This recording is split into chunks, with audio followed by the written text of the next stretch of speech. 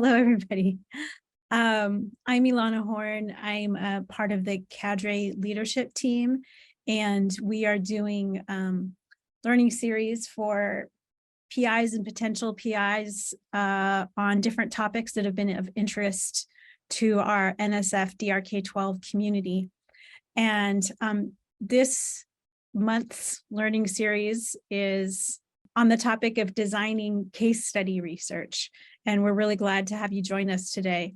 As I said, I'm Ilana Horn. I'm from Vanderbilt University, and we have 4 wonderful panelists from the STEM DRK-12 community who are here today to help us better understand the idea of case study research, which is a common form of research done in the DRK-12 world. So I'll let everybody introduce themselves when they present a little bit more, but you can see our panelists here on the slide and in the little tiny squares that Zoom allows you to see. And I'm going to move on to talk about what the panel today is going to consist of. First, I'm going to give a brief overview of case study research, talking primarily about what the driving logics are behind case study research and how it contributes to the knowledge that we consider research. Then each of our panelists is going to share some case study work that they've engaged with in their research. And we selected these panelists not only because they do excellent work and they're leading researchers in their fields and DRK-12 awardees, but they also really have thoughtfully attended to the case study dimensions of the work that they do, and they do different kinds of case study work. So we're hoping that by working through 4 carefully described examples, those of you who are attending today or viewing later can get a better idea of the kinds of knowledge that case study research can generate when it is done well. We will have some time for questions and answers at the end, and there's the Q&A box. We're using the Zoom webinar platform. So there's a chat box where you're welcome to introduce yourself and so on, but there's also a Q&A box which we will more closely monitor for our panel discussion. And then we'll give a little preview of where all of this is going.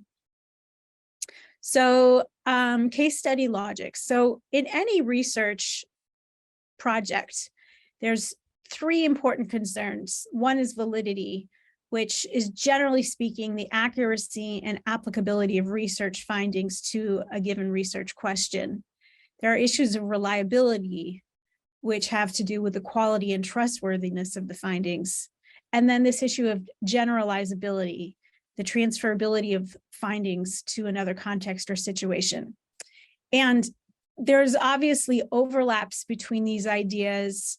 There are deep issues of epistemology that I'm personally not going to get into today too much, but these are the 3 things that we really think about when we assess the quality of a research project, whether it's coming from a quantitative or a qualitative tradition.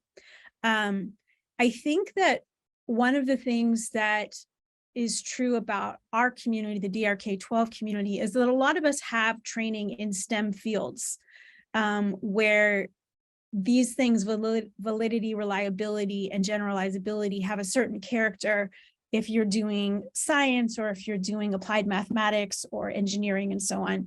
And case study logics are a shift. So the way I've framed my opening comments are assuming that many people who are participating today are coming out of a more traditional quantitative perspective and trying to understand how these 3 ideas might work in a qualitative case study type setting. So in quantitative logic, one of the ways we construct validity is we try to get a representative sample of a population under study. And we are attending to things like selection bias and so on. One of the things that's characteristic of many quantitative studies is that the data gathering is mostly planned in advance. The instrument design and validating instruments is an important part of the process. The generalizability comes from the sample's relationship to the population as a whole. And uniqueness in a case may be just written off as an outlier because what you're trying to do is you are trying to illuminate issues of typicality, of frequency, and so on. You're trying to describe a population. This shifts in qualitative research. The logics are different. The way that we look at sampling is different. We don't try to find representative samples per se, but we try to dive into the particular character of any cases that we are studying. So in a quantitative study, we might talk about the number of interviews we did as n equals 20, that we sampled 20 people, whereas if in more qualitative logic, we would say we had 20 cases. So there's sort of a language shift that goes on as we're not trying to necessarily make a claim about their representativeness of a larger population. The data gathering strategies, some parts of data gathering can be planned in advance, but much is emergent. And I think this is sometimes where people run into trouble when they're designing qualitative studies and writing grants, because how do you explain what you don't know yet, which is why piloting becomes really important. But in any case, even if you do pilot, there's inevitably going to be things that come up as you're pursuing the meaning and particularities of a particular case. So there's only so much you can know in advance. The generalizability in qualitative logic isn't derived so much from the reflection of a population as a whole, but rather from understanding the social location of whatever cases you're looking at in relation to whatever broader phenomenon you're interested in. And instead of uniqueness needing to be kind of bracketed off as an outlier, uniqueness is part of what helps us understand the phenomena under study in qualitative logic. And qualitative studies produce knowledge that are centered on issues of process or on ontology. So questions about how does something work or what is something? And we'll see examples of that in the panelists' presentations today. So I know that was a little bit abstract, but it's sort of a help us to set us up for more discussion as we go on. The important thing is that both kinds of logic are able to produce empirical claims. It's just the way that they produce those empirical claims are different. And obviously there's overlaps and mixed methods, ways of approaching these things. So it's not necessarily a one or the other. I kind of put them in two columns to highlight some important contrasts that I think will come out in today's discussion. I think where people get most confused with case study research is in how are we supposed to have reliability when we're talking about particular kinds of cases and situations.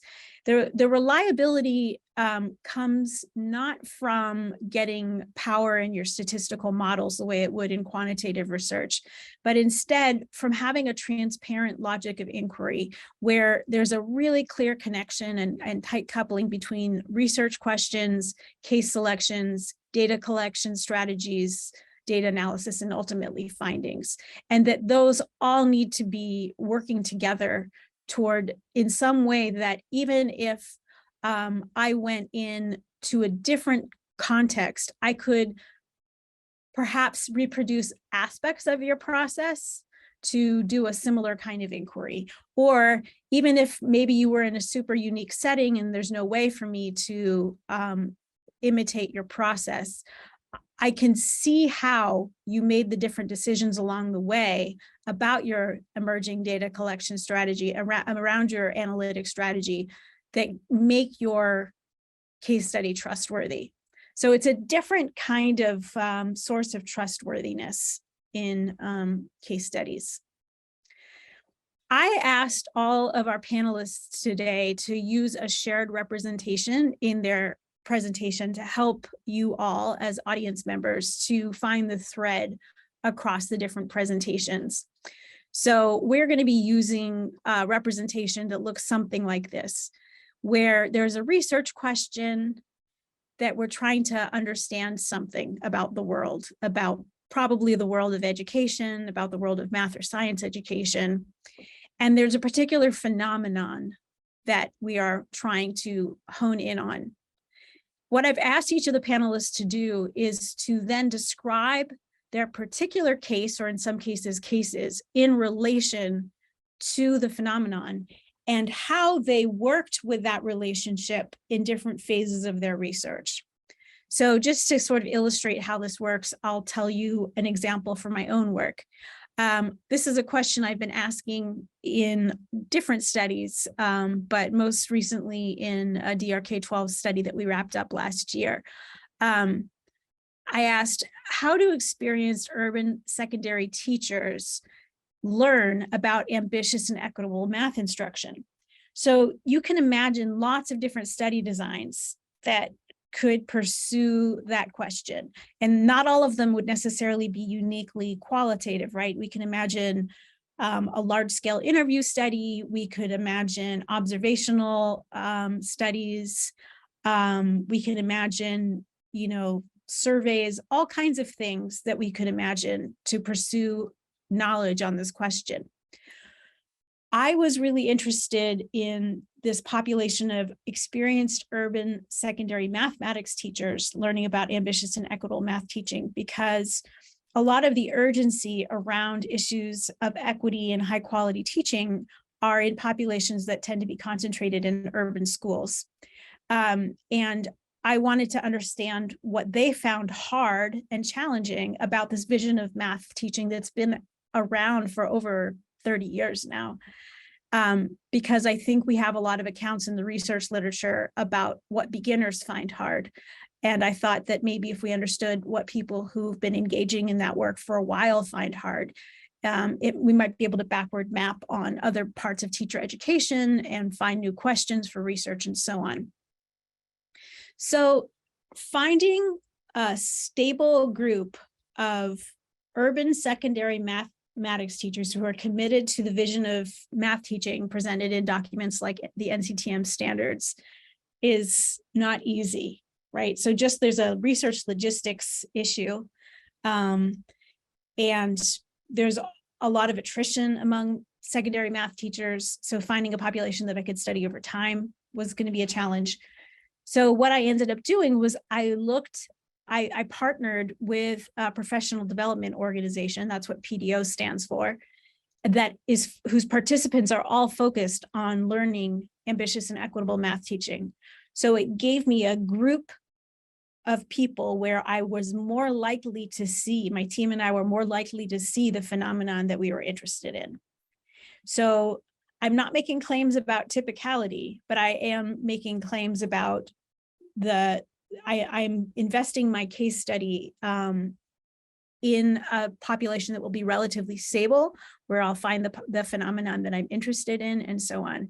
So as I write up and continue to write up my findings, and my team writes up our findings, we have to constantly think about issues of typicality, of the resources provided by the PDO that may make it different than what typical urban secondary mathematics teachers experience, and so on. So all of the generalizations that we make about this process of learning has to be contextualized in this way. So I hope that you're starting to see a little bit about how this rectangle representation works, but maybe by the end of the webinar, you'll have a better idea. So that's just an example from my own work, and our panelists will provide other ones. Our panelists are going to go in the following order. We're going to start with Hosun Kang, who is going to talk about using case study research to look at science, teaching, and learning. And then Amy Noel Parks, who's going to be talking about doing case studies of children in preschool mathematics.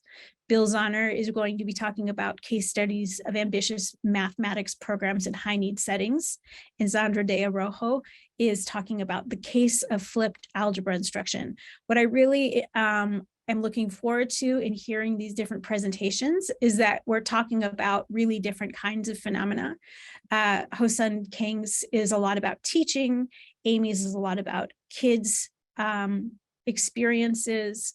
Bill's is talking about a program and programs, multiple programs. And Zandra's is talking about a kind of instruction that we're trying to understand more ontologically. And hopefully as you listen, you'll see how case study design was able to help illuminate aspects of what they were interested in and help them learn and answer their research questions. So I think that's all I have for now. And I will come back at the end when we are doing our question and answer. All right. Thank you, everyone. And thank you for joining me. And I'm Hosun Kang at UC Irvine. And I'm truly honored to be part of this panel and share my experience with you all. And also, I'm so excited to learn about case study design from the panels and others, because I know I need to learn more about this methodology. All right, so I organized my presentation in response to two questions. First, how do I situate my case study to explain the phenomena that I'm studying at different phase of my work? And then the second question that I'm trying to respond is, what are some core strategies that I might share with you? As I'm thinking about how I'm going to situate my case study, I have to think about who I am, because I know that my identity shapes the ways in which I think about my work and the ways in which I do my research, including the case study. So just a brief introduction about myself. I'm a proud first-gen Asian female immigrant and multilingual scholar, and I'm a former science teacher who has been experienced a lot of top-down reform, is come and go for many, many times. And also currently I'm working at highly privileged setting as a tenured faculty member, and I'm teacher educator and educational researcher who care deeply about science, teaching and learning, and teacher education related matter. So those facets of I do know, I'm very well aware of that these identities reflect my privilege and biases and positionality. These identities, as I'm going to talk about later, will shape the ways in which I do see my role and my work and the ways in which I approach my research. So why I do qualitative case study? As an education researcher, I view my role as not just understanding the educational phenomena, but also improving it.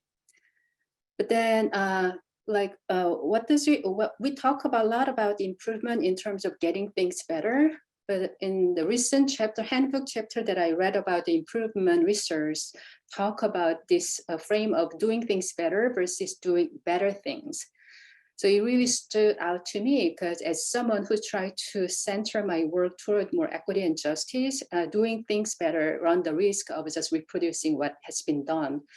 So for me, the heart of improvement work is disrupting and transforming the status quo of the public education that perpetuate unjust for minoritized students, therefore working toward a more just and thriving future. So with this frame, I approach to my research. So then what are the kind of questions that I'm interested in? And I know these are all the valid questions, and what works and how and why does it work and what is possible. And I found personally the first question is not so much interesting to me, because my own experience as a practitioner, I found that a lot of things that work don't necessarily work all the time. Normally it depends. So I'm a lot more interested in what works under which condition and how and why these things work. And recently, I'm even more interested in what is possible despite all the challenges, and the reason why that we cannot do, then still what is possible. And I found that question is just so inspirational. And the Gloria Latz-Billin's beautiful work that she has been done really inspires me. Yes, like having these kinds of stories and showing what is possible will continue to inspire and transformative. So with that identity, I also do the qualitative case study because of the ways in which I think about what is the reality, and what is my job as somebody who's producing research, and how I'm going to do that work. And I found these things also come through the ways in which I do my research. Like, is there? I don't know whether you watched this news this morning. I'm watching the funeral of the death of the Queen Elizabeth. And so many thoughts come through across in my mind. Well, what are the reality that people experiencing in that road? There's so many people in London that, attending to the funerals, the reality that people are experiencing or experience that those people are having is, different from the ways in which I see what is going on in the world. So as an education researcher, I'm very much interested in understanding what is going on in this educational world and phenomena. But I think, and I believe that we have a multiple reality, which is all valid, but that those realities are situated in very political, social, cultural, historical context. And also in line with those ontology, I do not think I found knowledge. There is a thing that is called just knowledge, and I rather construct and challenge and disrupt it, transform and empower. And from those epistemology and ontological perspective leads me to approach to do my research in a very particular way. So how I'm going to generate knowledge, for me, one of the very powerful way of generating knowledge is telling stories of what is possible in a messy, complex, and real world setting situated in those contexts. So that's what the reason why I often use, not always, often use qualitative case study in my own work. And the overarching question that guides my own research is how can we expand the minoritized students' opportunity to learn in secondary science classroom?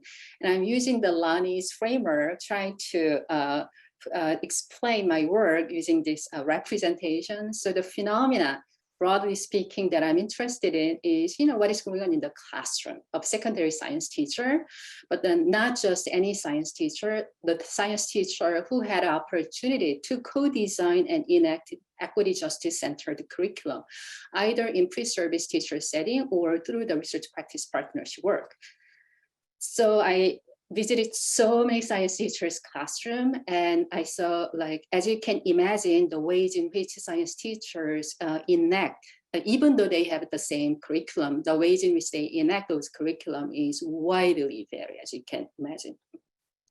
So as I'm trying to tell the story, like one of the questions that I'm very much interested in is what is possible and how and why. So I intentionally select on exceptional teachers' interactions with the minoritized students to show what is possible. So the work through, so I collect the in-depth qualitative data, including observation and artifact, very teaching and learning artifact. So through the detailed and in-depth analysis of a teacher's classroom interactions for 2 years, I intend to challenge, expand, and prevalent cognitive-oriented conceptions of a responsive teaching or teacher's responsiveness, and also offer a new conception about teacher responsiveness that promote equity in secondary science classrooms. So then exactly how did I do that? So I'm gonna talk about, as I'm sharing my 3 core strategies and how I approach this particular kinds of case study. For me, the first strategy is just continuously ask why. So why I'm doing this case study and for whom and toward what end. Because when I select these cases, in fact, there's 6 cases in the pool. And among these 6 cases, I initially select 2 exceptional teachers' cases. And one teacher is working with predominantly Latinx community, and the other teacher is working with the students from more privileged background. So I analyze how these teachers interact with the students, because both teachers are exceptional in terms of their attending and responding the needs of students as they're immersed through those classroom interaction. But I realized that as I'm having these 2 cases, then ultimately my goal is, rather showing how this teacher's responsiveness plays out in a very different setting. Is it really what I wanted to do? Is it the purpose of research? So eventually I ended up cutting out one of those cases and decided to select the one cases because of the purpose of this study, because of the goal of this study, and because of the kinds of things that I wanted to accomplish through those, telling the story about these particular cases. So why is it good case or the best case, given the goal and purpose of this study? To me, that is the always guiding principle when I select the cases. So continuously asking why question. My second strategy when I try to do the case study and all the other studies, case study, qualitative study, is working for theorization beyond describing what it is and what is happening. I found this is most challenging part because I can easily describe what happened. Like for example, in the paper that I mentioned, I can first describe what is happening, how teachers attend, and what kinds of action these teachers take to expand the opportunity for these minoritized students. But for what? Describing, what these amazing teachers do is interesting and, useful. However, I think this case study can be a lot more powerful when this case study help us to see something new.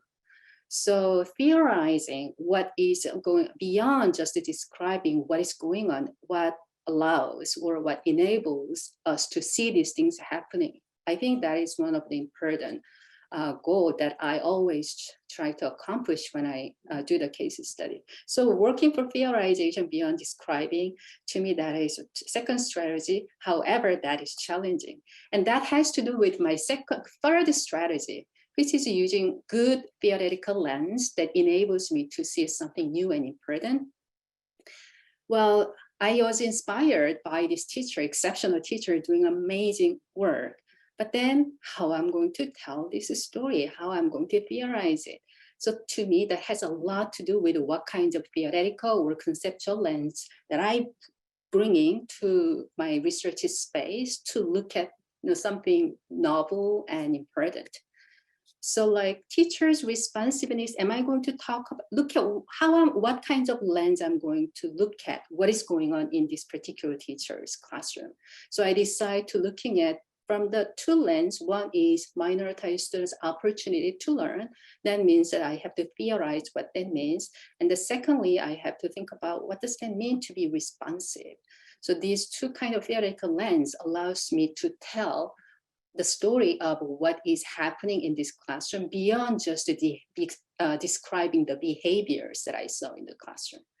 So for me, think about this, an analytical lens is challenging. I found it took a lot of time for me to figure out exactly what kinds of analytical lens I wanted to use when I do the case study. That is actually what I'm doing this morning.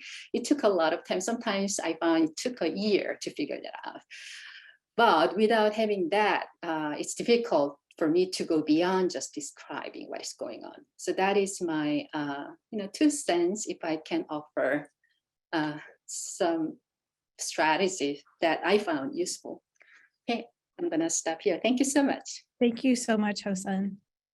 We're gonna just go ahead to our next presenters and have our next presenter, who is Amy Noel Parks, and we'll have questions at the end. But you're welcome to put anything in the Q&A box as we're going. I'm Amy Parks. I'm at Michigan State. And as Lonnie said, I've done qualitative case study work in early elementary classrooms for a long time now. And I wanted to start with this quote by Bent Fluvberg.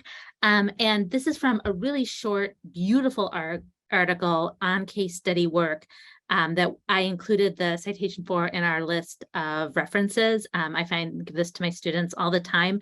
It's great for understanding what it is, but it's actually also really great for responding to concerns from maybe more positivist quantitative researchers about the kinds of things we're thinking about in terms of high quality research. Why is this valid? Why is it reliable? Why is it, or in what ways is it generalizable? And he says, if you choose to do a case study, you are therefore not so much making a methodological choice as a choice of what is to be studied. And this rings really true for me because case study research almost always, I would say almost definitionally, contains a lot of different methods. You know, even within qualitative work, we see observations and video work and interviews and photographs and document analysis. And the reason I think that matters is because, like, often I'll say to students, if you're like doing nothing but interviews, like, why even bother calling it a case study project? Why not just say it's an interview project? The reason I think we choose to name something as case study is because this thing that we want to study is so complicated that we just don't see a way of pulling it out of the context that it's in. So we're interested in studying a phenomenon in this naturalistic setting, and we're not really always able to articulate where the phenomena stops and the context begins. And in moments like that is when case study work is really, really useful. Okay. So I find it helpful for myself to sort of say this out loud when I'm starting a new project. This is a case of X phenomenon in Y context. And this helps me sort of frame the work going forward. And so I'm just going to have you hold that in your head as we do that. So the work I'm going to be talking about today came out of this. It was my career grant, and I did 4 years of research in a rural school in Georgia. And I was looking at a cohort of kids as they moved from pre-K to grade 1, primarily in their mathematics classes, but also at lunch, at recess, we did family math nights. I did assessment interviews at the beginning and end of the year with the kids. I did interviews with the teachers. I did interviews with the parents. We sent home little take-home math projects and had parents audio tape and take photographs of them. So all of this data, trying to sort of really capture the ways these kids were developing mathematically over time in this particular context. And there are, like, when you have that much data, there are a lot of ways to slice the work, right? Like, I could have done like a big book length, you know, Shirley Bryce Heath work about the development of mathematics in this community, right? And the case might, in that case, have been the school or the community. But instead, what I did was break it into smaller pieces or smaller cases. So I'm going to talk about 3 different projects, which were all framed in different kinds of cases as a sort of way of thinking about how we set up this work differently, and sort of like using this framing of this is a case of X phenomenon in Y context. So one study was a case of 2 Black children's engagement in preschool mathematics assessment interviews with a white interviewer. So this is taking that like huge body of work and really just looking at 2 kids and only in relation to these assessment interviews and only in that first year they were in pre-K. So it is like a much narrower focus. And I would say in terms of like drawing the case in this one, I didn't really think of it so much as a multiple case study, but where the case was a case of assessment interviews and the 2 kids provided windows into that assessment interview as opposed to it being a case of 2 kids. And so this is where like naming what it is a case of becomes important for everything, the way you write research questions, the way you do data collection, the way you do analysis.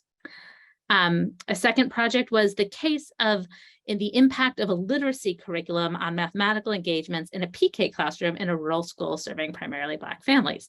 So here the case was not even human beings. The case was really in activity or in action. So it was the impact of this literacy curriculum. And I was looking at the ways in which this very scripted, very rigid, very deficit-oriented literacy curriculum shaped all kinds of interactions throughout the day in PK, including the way both the adults and the kids in the classroom engaged in mathematics.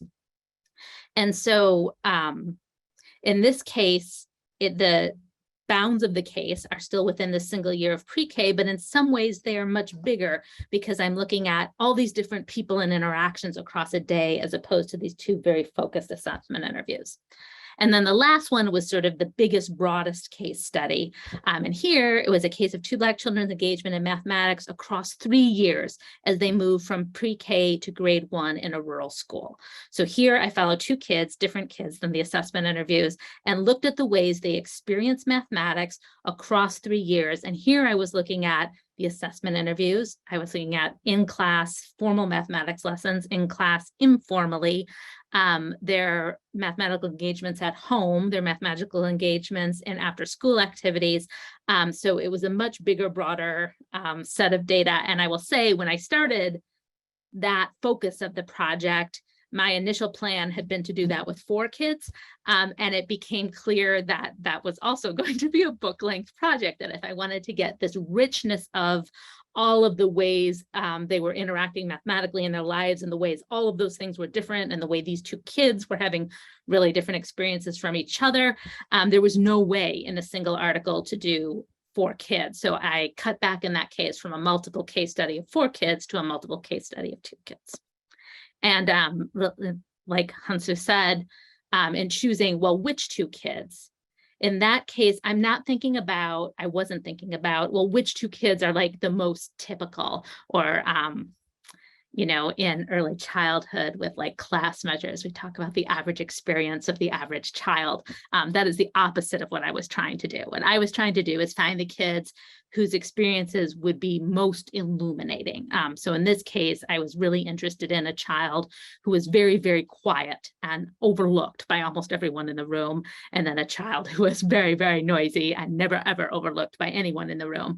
And the ways that looking at those 2 different experiences sort of helped us see mathematical life in a way that's not often represented in research. Okay, so using this representation, the gray box for me is the phenomenon. So I'm interested in this last study, the Centering Children study, children's mathematical engagements over time. And then the yellow box is the case. And the reason the case is smaller than the phenomenon is we can imagine many different kinds of cases illuminating that phenomenon, right? Like it's not just one case that illuminates it. In fact, I think those of us who do this work would argue you in fact need many cases in many contexts to understand any kind of phenomenon like this. And the mistake I think research has made in the past is that they have taken one context as equal to the phenomenon. So my case for this phenomenon was these 2 particular children's experience in a rural school over 3 years. And I think of that box around the case as the reality box.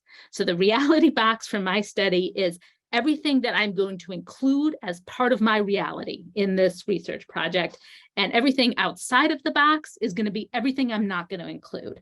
And what I try and do, again, like in terms of validity as a researcher, is be really intentional and explicit about what goes in my reality box and what goes outside of my reality box. So, for example, in the study, I knew my in-class observations of these 2 children had to be in the reality box, their assessment interviews, the parent interviews for them, their informal mathematics experiences. That was definitely going to happen. And then there were these other things that were like not going to be part of my reality box. It was just too much and might seem really obvious. Okay, the lunch menu is not going to be part of it, right? And you can all say, well, of course it wouldn't be part of it. But then I also said the math curriculum is not going to be part of it. And there are other people who might have said, wait a minute, like the math curriculum is obviously a part of these 2 children's experiences. And yeah, it was, but I wasn't going to focus on it. Because like, as I'm looking at all of these things, I need to decide what I'm going to attend to and what I'm going to put aside. And I made a decision that I didn't want to get into the way the curriculum was mediating the experience. Other children's experiences. And then like you can see like some things are like closer into the line, like teachers' preparation experiences and other kids, or the kids' experiences in other disciplines. And that one's a little closer because as I was constructing the reality box, like that one was sort of moving in and out as I was trying to decide like, does it matter, like the experience these kids were having in literacy in addition to math? And in what ways am I going to talk about or not talk about that? So this is like this kind of mapping in terms of strategy is something I do in the beginning of the study. It's something I do like a couple months into data collection. It's something I do before analysis, and it's never set. Like I do it actually with Post-it notes on the back of my door, and I'm constantly moving things in and out of my reality box as I try and get a feel for what my particular study is. Okay, so what is it that I think case study work can do? The first thing is like provide an existence proof. And so like lots of studies of success in education are about existence proof. Like I think Railside School is a really great example of this. So it is one particular case that had one set of features that may or may not be transferable, but what it shows us is this can be done. And if it can be done somewhere, it probably can be done somewhere else, even if we have to figure out some other way of doing it. We can falsify things. So people may make claims about what kids can or cannot do, or what kids at a certain age can or cannot do, or what kids of certain racial backgrounds can or cannot do. And if we can show a single case that falsifies that, then just like in science, we have done something productive with our research.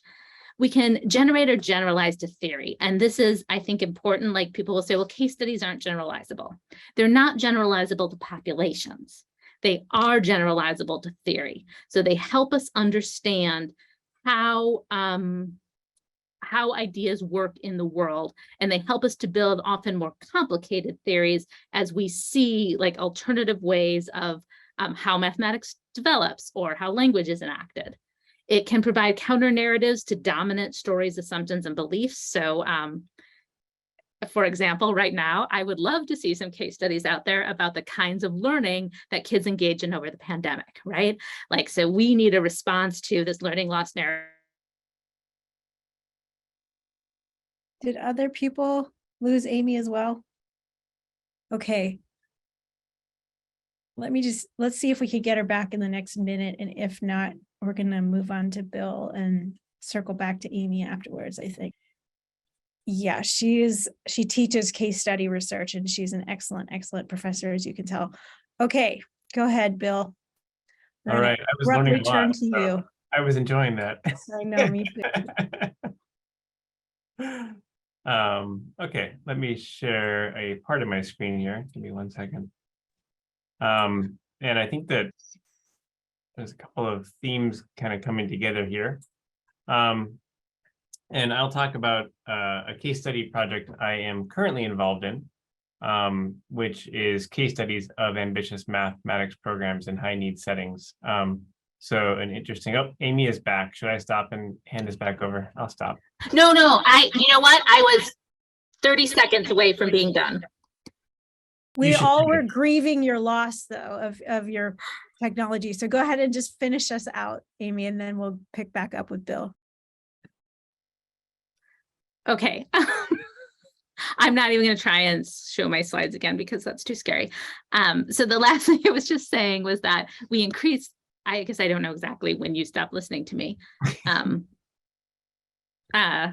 I don't know. So we generate hypotheses with case study work, and then we increase practitioners' access to stories, because that's how practitioners make decisions about what to do. They don't think about statistically, this is the most likely thing. They think, what are all the experiences I've had that tell me about this? And when we read cases, we add to those experiences vicariously.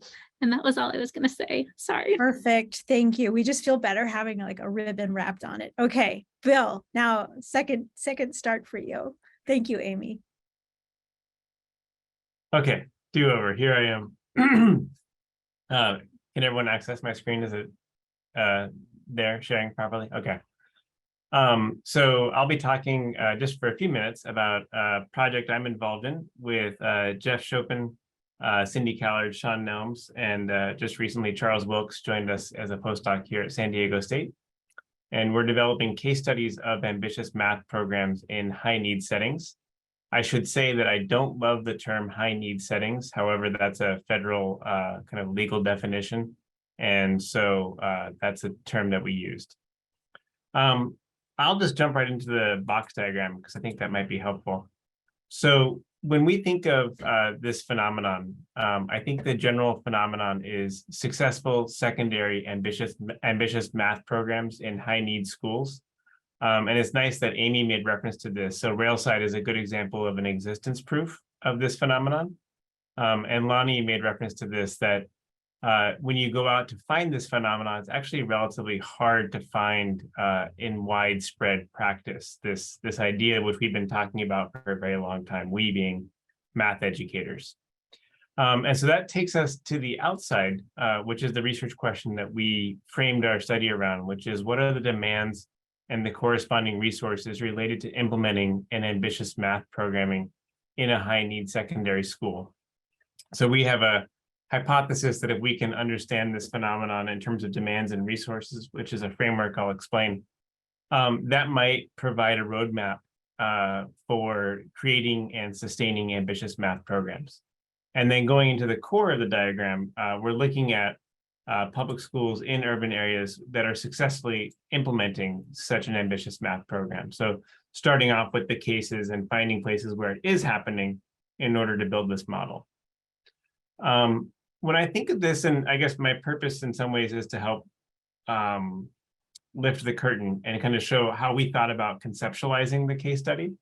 And so one of the sources that I think really helps me think about case studies is Robert Stake's classic book called The Art of Case Study Research. And I think of framing this as an instrumental case study.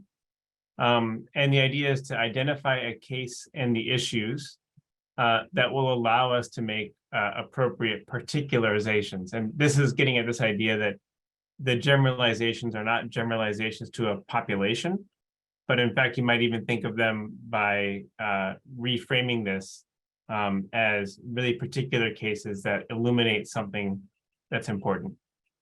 And the long-term goal, using Stake's ideas to develop these representations of successful math programs to share with other stakeholders, and then to refine that over time. So when I think of this as a metaphor, I think of this as telling a story. So what we are doing is we are developing cases so that we can tell the story of these successful, ambitious math programs in high need settings.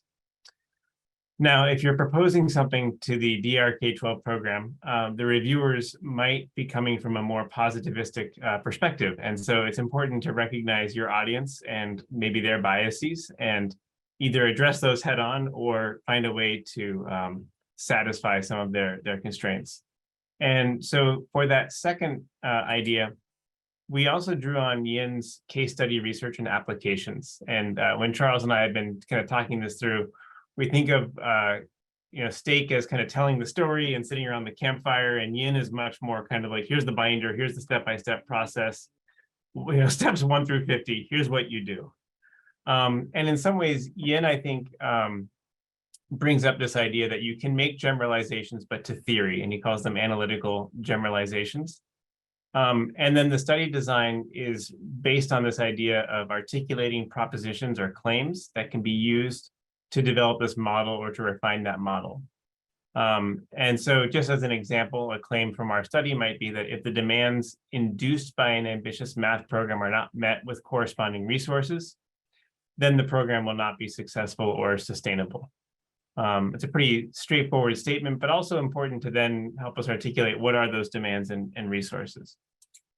So here it's a much more, I think, a case of, that's a bad pun, a situation of developing a model and then testing that model. And then we might do a multiple case study design. So take this to multiple settings and see whether the model developed in setting A plays out as expected in setting B.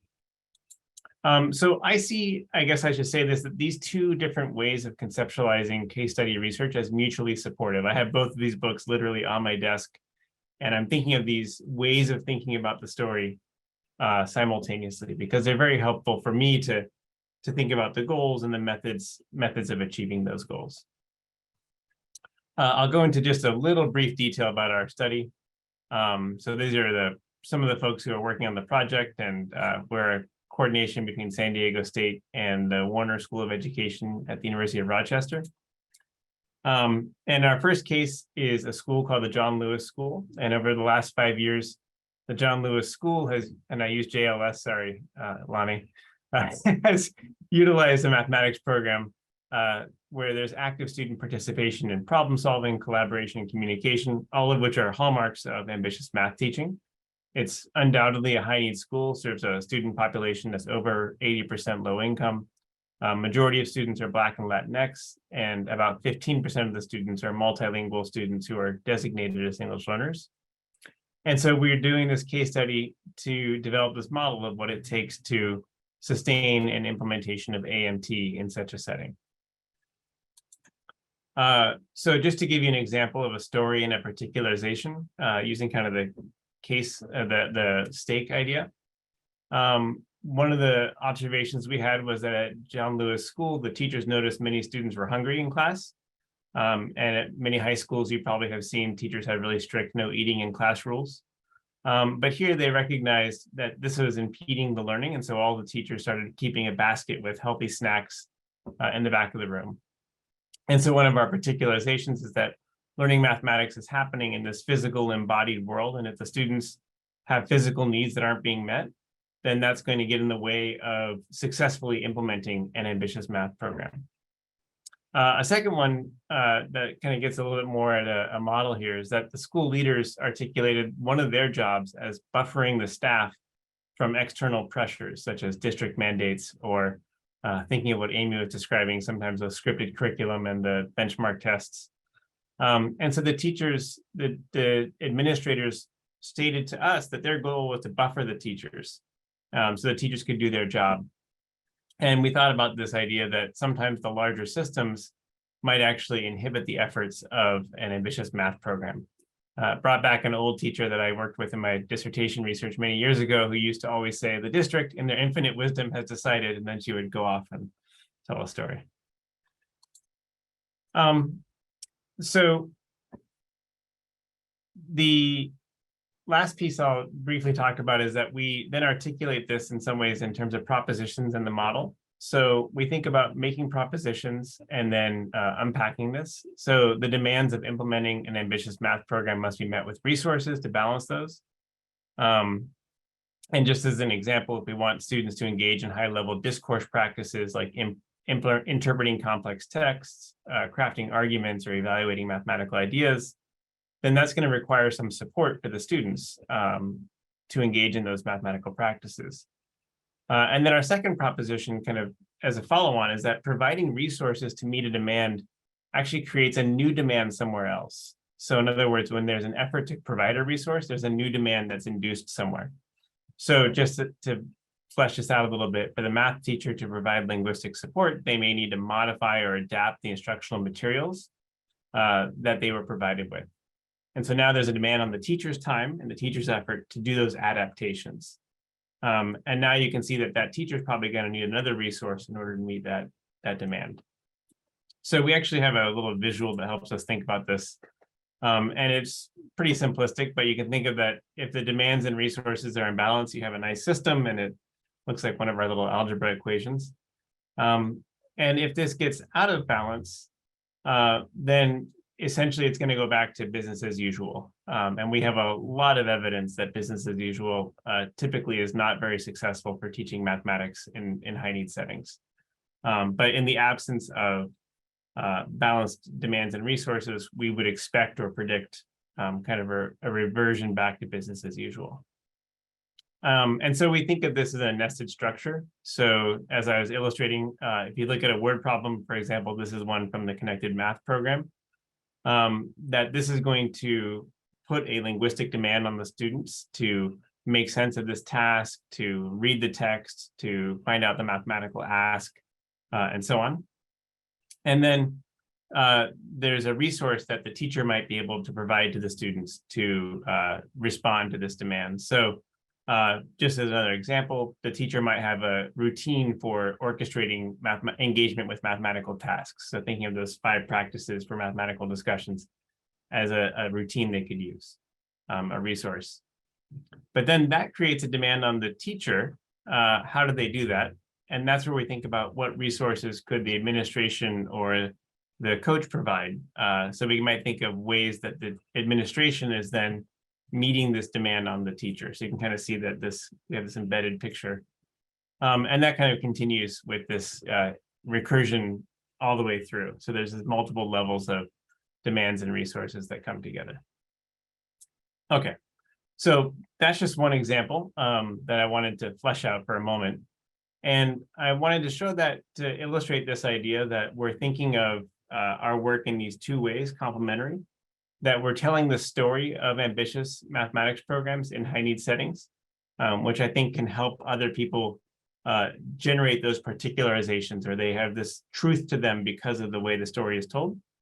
And then simultaneously, we can develop a model, and we can test this model in varied settings. And I put that word test in quotations because I don't think that we're doing hypothesis testing in the classical sense, but more in the sense of, I think, what Amy was describing, where we're thinking, can we either find counterexamples or things that might cause us to go back and revisit the way that our model is developing? The last thing I'll close with is just why tell stories. Maybe I don't need to convince everyone this, but stories are extremely memorable, and I think there's real power when cases are told in depth and vividly. For centuries, right? Stories is how millennia, how human beings have passed on important information. I really love, just to make a plug for it, the STEM Video Hall showcase is really nice because it's stories of our research, and it really illuminates kind of what we're doing in a way that helps people get their minds wrapped around it. And then the last thing I'll say is that we do want to also develop models. This is where talking to those reviewers and to folks who might have a different theoretical orientation is important, that the models will help us move from the particular to the slightly more general. And this is really important for the broader impact and intellectual merit statements that we're forced to write. We are required to write in our grant applications, right? And so, when we think about this project, we think of the islands of excellence argument, that there's lots of islands of excellence that you can find, but the islands are very small relative to the sea. And so kind of zooming out and thinking about the bigger world there. And I'm going to stop looking at that screen because that's going to make everyone dizzy. That was an actual takeoff I was a passenger on. So I'll end there, and thank you. Thank you so much, Bill. That was great. Just a reminder again to put your questions in the Q&A. And we have our last but definitely not least presenter, Zandra.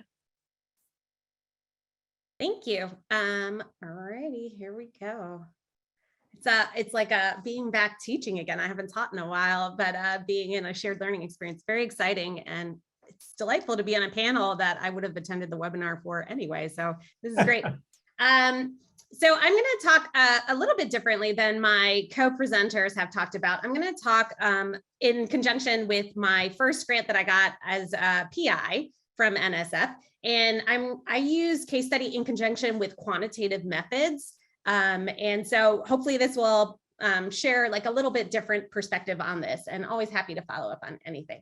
So we've been studying flipped algebra instruction. And Zandra, I'm just going to interrupt for 1 second because we're not seeing your slides. Oh, we're sorry. seeing your full screen. Let me share my slides this way. How about this? Beautiful. Looks great. Thank you. Okay. So I'm part of a team, of course, and I don't do my work alone, and I have a lovely team. The main collaborator of which is Sam Otten, who's at the University of Missouri, my former institution. And we've been looking at flipped instruction for quite some time. And we first got introduced to it when it started coming in the news way pre-pandemic, when we know that teachers were taking up flipped instruction at increasing rates. And there was a lot of data around that.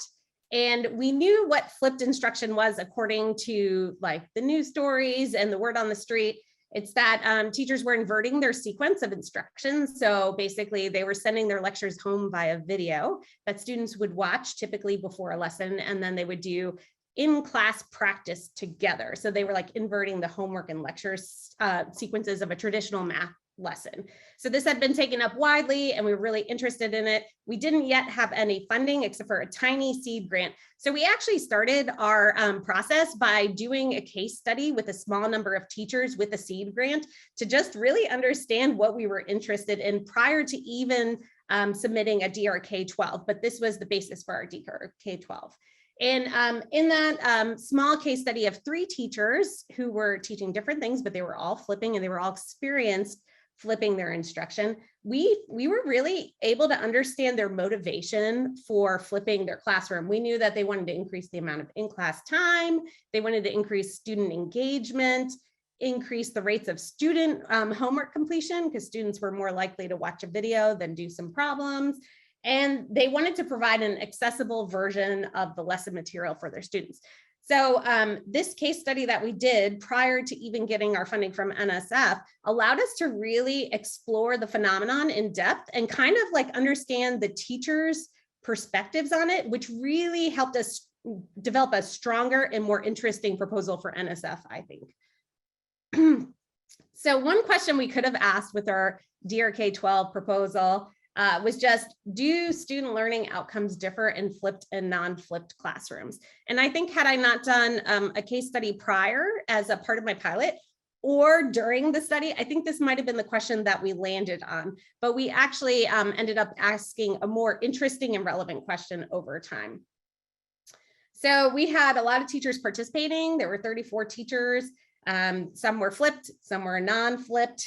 In terms of their instruction, we had a lot of student data, pre, post survey, et cetera. Most of the students were in 9th grade, but there were some 8th grade students, and we had folks from all over the state of Missouri. And we had a lot of sources of data, like I said, pre, post surveys, et cetera. So a lot of things that you would see in a quantitative study, but also some things that you would see in a qual study. So this is actually for our DRK-12 project. These are all the data sources and things that we proposed. So like I said, we could have just looked at the differences in achievement, and this is a very common way to do some quantitative studies of flipped instruction. You just look at the different outcomes in flipped and non-flipped. But because we did that prior case study and because we had all this rich data that we were thinking about, actually as part of our project, we were able to look at more interesting questions. We were able to identify and look at what were the salient factors entailed in teachers' implementation of flipped instruction, and how did those factors predict? So the case study allowed us to really hone in on some parts of teachers' instruction, because what we found was that there was a lot of teachers that said they were flipping or not flipping, but actually that had little meaning to us, because 2 teachers could say they flipped, but until we really dug in and got to talk with them, their motivations, learn their students, and meet with them, we didn't know what that meant. And it looked very different in different classrooms. Sometimes it looked the same, sometimes it looked different. So the little small rectangle, then we really focused in on what does it mean to flip algebra instruction and what does that actually look like with teachers. So it was in conjunction with our bigger project, is this qualitative piece, because I am a qualitative researcher by training mostly, that I slipped into here that really informed the quantitative piece, which made for way more interesting research than I would have done otherwise. So just diving in a little deeper on this, when we visited the teachers' classrooms, we met with them, we looked at their lesson materials, all these rich data sources we had, we were able to identify some of these structures of lessons that we thought might be interesting to look at, rather than just, did you flip or did you not flip? But what does it mean to flip? How did you flip? And then pulling out some of the variables with relation to those segments of class time that allowed us to make some of these correlational things that we'll study further in this subsequent grant that I've gotten. And we were able to put the teachers' lessons, map them out and profile them in interesting ways. So instead of just saying flipped or non-flipped, which is what we could have gotten from survey data or big scale data, by really talking and thinking about and with the teachers about what they're doing and kind of their purposes, we were able to see how they actually plan for their class time with their students. And we were able to break it up in all kinds of different ways. And again, this is something that we might have been able to do some with survey and some with observation, but I think altogether it allowed us to do very interesting configurations of these stages of classroom instruction. And we were able to even quantify to some extent the quality of those sections in terms of the rubrics that we used. So the cases were really informing our quantitative analysis, but it also allowed us to tell the story separate from that analysis, which was pretty cool.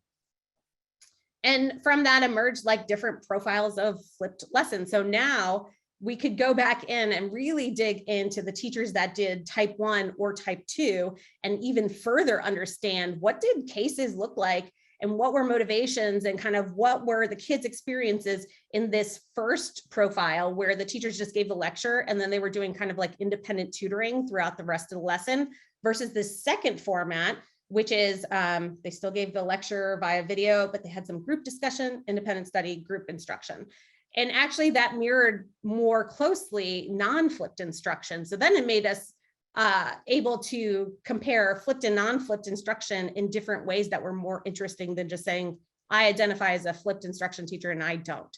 So I think case study is really valuable for informing like kind of the phenomenon that you're studying in terms of quantitative measures as well. So you can really dive in deep and you can answer a lot of the questions that reviewers tend to ask that you might not know the answer for if you just look at the data, the numbers.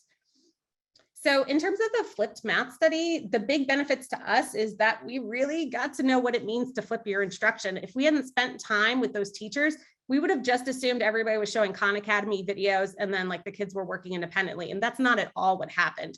And actually a lot of flip teachers don't flip every lesson. So we wouldn't have known that if we didn't talk to them as well. It provided us a means with categorizing teachers' instruction in a more nuanced way. We could then ask more interesting questions of the data that we had, and we had a lot of data, and it allowed us to better define and situate our findings for papers. Overall, a lot of the co-panelists have said these things. Case study in general allows you to really dig in deep. There's a reason why on the campaign trail that politicians don't just like give graphs and numbers and don't say like, you know, Joe the plumber, call back from way when in this state and like really humanize stories. It's because you need both to kind of like put it in perspective to different audiences. It allows us to humanize what we're finding. So I think about the data as showing some things and the numbers, but then I really want to hear the experiences and the stories of the people I'm working with. I'm a qualitative researcher. I want to hear their voice and I want to understand what they're going through. And so that's what case study allows me to do. And again, it allowed for deeper understandings and more meaningful quantitative analysis, which I think is very important as researchers. And again, what the numbers are telling us. So we're not just pulling quant data, but we're really like have another way to dig in deeper, and that can inform subsequent either statistical tests or data that we collect. And so I will end there. Thank you.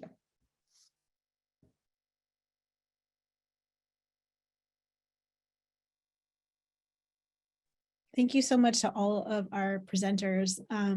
Those were really great. And I think that there were some really wonderful contrasts that came up in terms of the topics you're studying and the kinds of processes and ontologies and so on that you're trying to hone in on. And I personally found it really generative to listen to you all talk about your case study work and how you approach it. We have a few questions that are still unanswered in the Q&A. One is specifically for you, Amy, that is asking if you might be able to elaborate more on your first example of a case. And the person says that they really appreciated how you spoke about using your students as a window into the classroom. Can you speak more about that? My first example of a case, they mean like when I gave those three, the first, I have to go back and look because I don't even remember what I said was the first. Was it the assessment interviews? Okay, so in that one, that's one that was not part of my original career proposal, that whole project. I went in to do my assessment interviews because I was studying early math and that's what we do. And I had this really, for me, emotional experience of interviewing a child who was pretty clearly physically uncomfortable during the interview. And I did not call it off as soon as I should have. I mean, and my graduate student said you called it off after 1 minute and 30 seconds, so give yourself a break. But it was still 1 minute and 30 seconds where this 4-year-old felt uncomfortable. And I went back immediately into the literature to look at all these people who had written about doing assessment interviews with 4-year-olds to see what they said about experiences like this. And no one was talking about it. And I was like, well, that's weird. I cannot be the only person this has ever happened to. And then I sort of realized people were just editing these accounts out of their reports of assessment interviews. And so I wanted to look really closely, almost second by second at that interview. So I was using multimodal analysis to look at bodies and discomfort and that kind of thing. And again, I started the analysis, as I often do, like looking at 6 children and then narrowed it to 2 so I could look more deeply and provide that contrast into the experience. But for me, often like looking really closely at fewer things leads to more insight than looking really shallowly at many things. Was that, did that answer your question, Elshika? You can type more if there's a follow-up.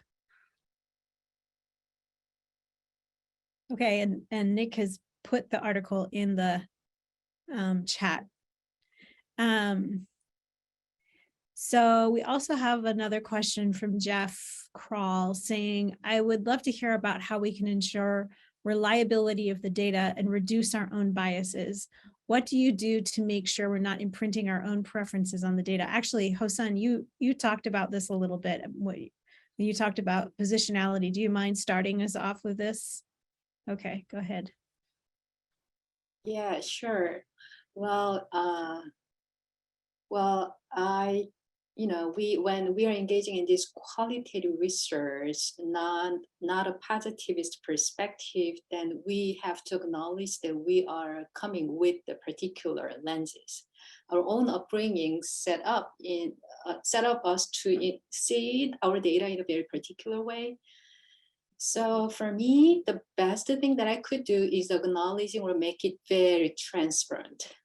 So help people to see what I am telling from my data, and then also understand where I'm coming from. So they can interpret my stories from that, in consideration of my own biases as well. So for me, that is important aspect of doing this kind of qualitative research. So instead of just avoiding, people using different language, instead of reliability, like the credibility, trustworthiness, to talk about different epistemological frame or ontological frame that we have about the truth or knowledge. So yes, that's what I can say, like being super transparent, honest, and then acknowledging your positionality and where you're coming from. Like, are we trying really avoid zero biases to get the objective truth? That, to me, that is the kind of question that we should ask. Thank you. Do any of the other panelists want to comment on this question? I think this is a persistent question in qualitative research.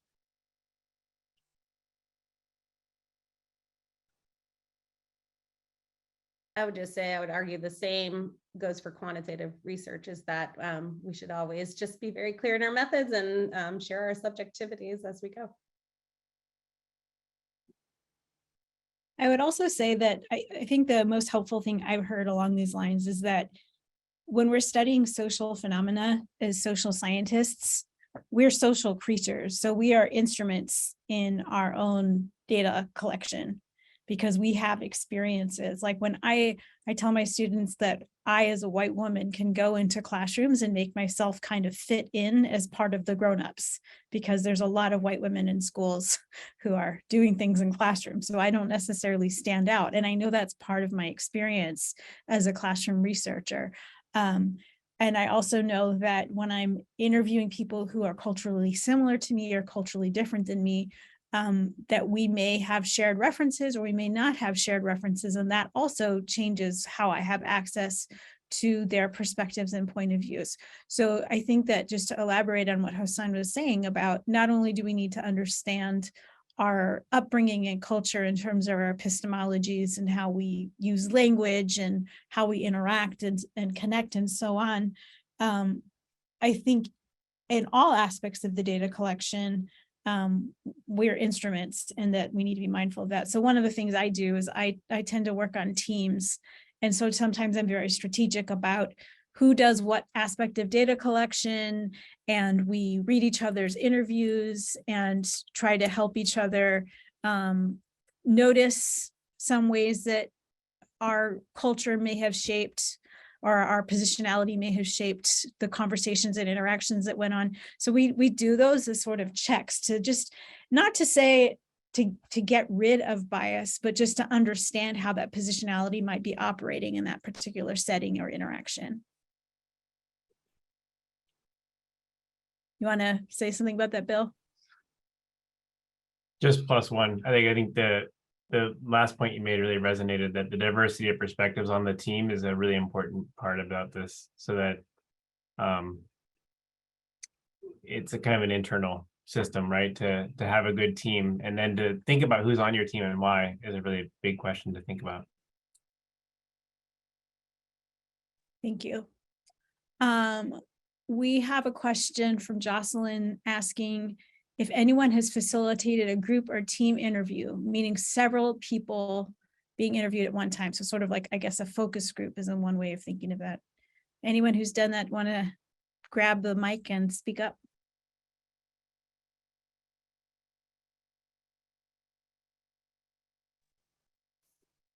I mean, I have. Is there a specific kind of thing that you're wondering about? I think Go ahead and there's- put in the chat, Jocelyn, if there's something specific you want to add.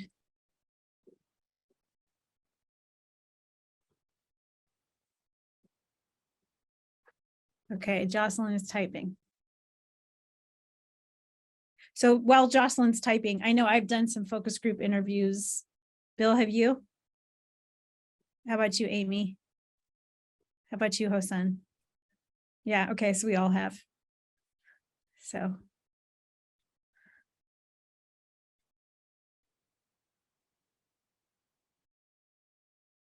All the voices to share and have equal voice. Okay, gotcha. I'm personally really strategic about who I invite to be in different focus group interviews. But, and I don't know, depending on the nature of the interviews, I try to make them not too large of groups, but while other people answer, I'm going to find an article that I've read that I think is helpful on that issue.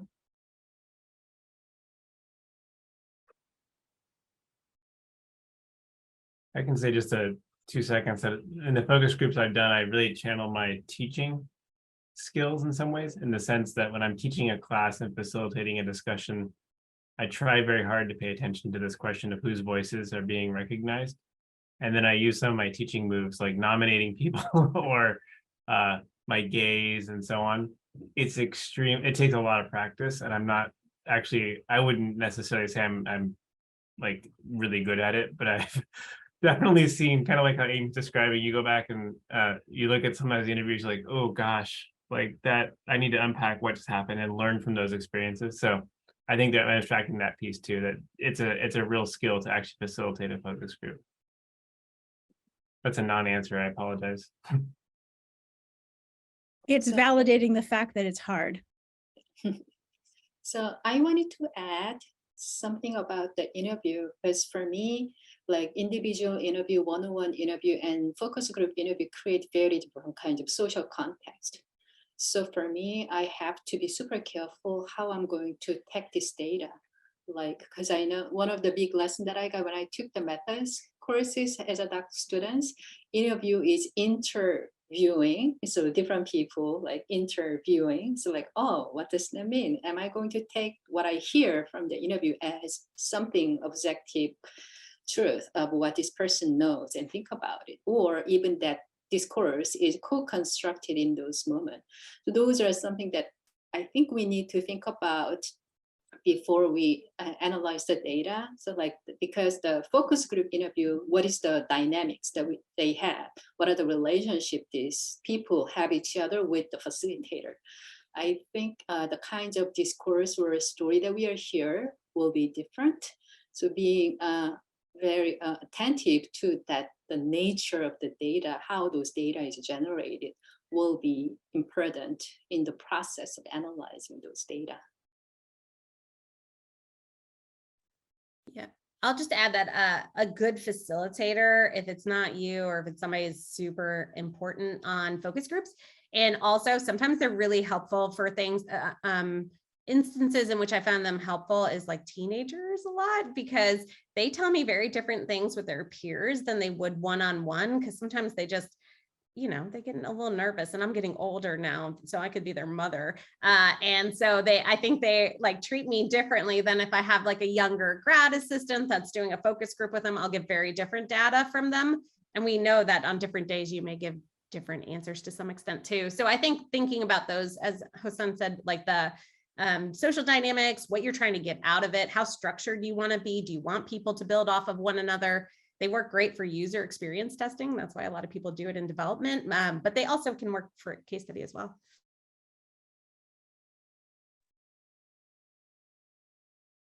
Okay, great. And I put a couple of references. I'm sorry, they clumped together. The first one is a Stewart et al. And the second one is a Wilson et al. And I'm sorry that they clumped together like that, but hopefully you can find them in the library.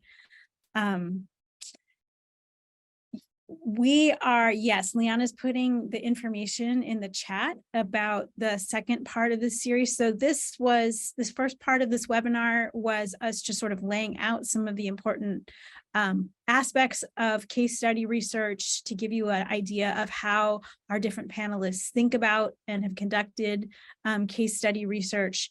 And in our follow-up webinar, part 2 of the series is going to be on October 24th in the same time slot. And we're going to have breakout rooms for consultations. So if you're working on a project, if you're developing a proposal, any phase of your work, you'll be able to sign up for to have a conversation as a part of a breakout group with our different panelists. So you can choose that based on the kind of methodology that was presented or topics. I'm sorry, we don't have another science person. We only have Hosun standing in for science educators. But I think that when it comes to research design, our content expertise is hopefully close enough that we can talk across disciplines. So that should hopefully be a limiting factor. We appreciate all of you coming today. Is there any other business that we need to do, Liana or Catherine? I want to thank the panelists, Hosun, Amy, Bill, Zandra.